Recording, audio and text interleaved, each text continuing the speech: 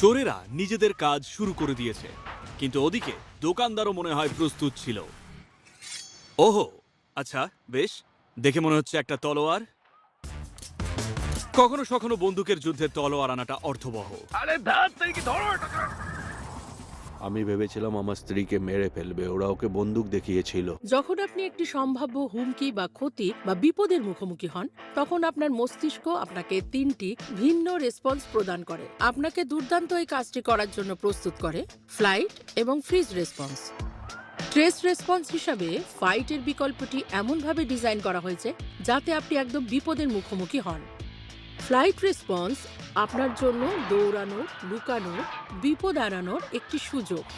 এবং তারপর fridge response আসলে কোনো রেসপন্সই নয়, এটা কেবল সেই মুহূর্তের মধ্যে দাঁড়িয়ে আছে যেখানে লড়াই করা বা পালানো যায় না। গয়না চুরি করা এক জিনিস, কিন্তু যখন আপনার স্ত্রীকে রক্ষা করার কথা আসে তখন আপনি বন্দুক বের করবেনই, কিংবা তলোয়ার। চোরেরা হয়তো পালিয়ে গেছে, তবে কিছু নেবার আগেই এই ভদ্রলোক তলোয়ার দেখিয়ে তাদের তাড়ায়। প্রতি বছর গয়নার দোকানেই প্রায় $10 কোটিরও বেশি চুরি হয়। তবে প্রচুর চোরেদের লক্ষ্য থাকে ক্যাশ ইন ট্রানজিটের ওপরেও। গত 5 বছরে আর্মার্ড গাড়ির ডাকাতির পরিমাণ দ্বিগুণ হয়েছে। অটোমেটিক অস্ত্র এবং বিস্ফোরক নিয়ে জিনিসের লুটপাটের চেষ্টা করে শুধুমাত্র সবচেয়ে প্রতিভাবান চোরেরা, যারা 30 সেকেন্ডের মধ্যে লক্ষ লক্ষ টাকার কাজ করতে পারে।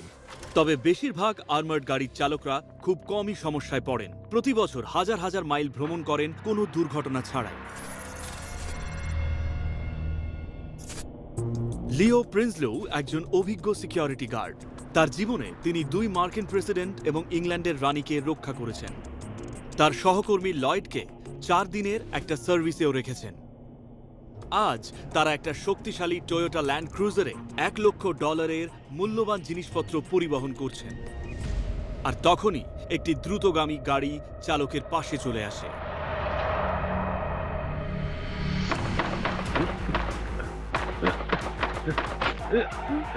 ওরা পাশেই এসে গেছে। বন্দুকটা কই? এটা হাতে রাখো।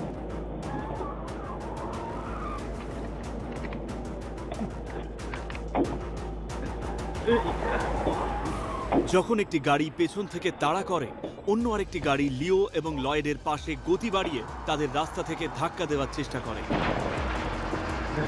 এর প্রভাবে সামনের টায়ার পাংচার হয়ে যায়। আমাদের তাড়া করেছে ওরা। সামনে জ্যাকাররা একটা ব্যারিকেড বানানোর চেষ্টা করছে।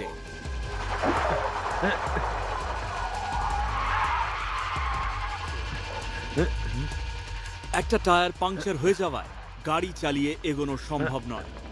তাই তিনি গাড়িটা ঘুরিয়ে আবার উল্টো পথে যেতে শুরু করলেন। ওরা কিন্তু আমাদের গুলি করবে।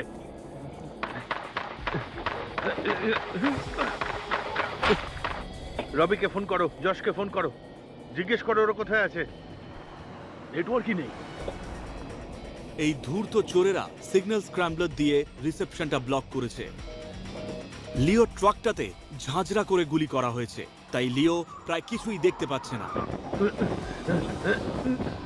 জানলা দিয়ে বাইরে কিছু দেখতে না পেয়ে রাস্তা থেকে গাড়ি সরিয়ে এনে চুপ করে বসে থাকে।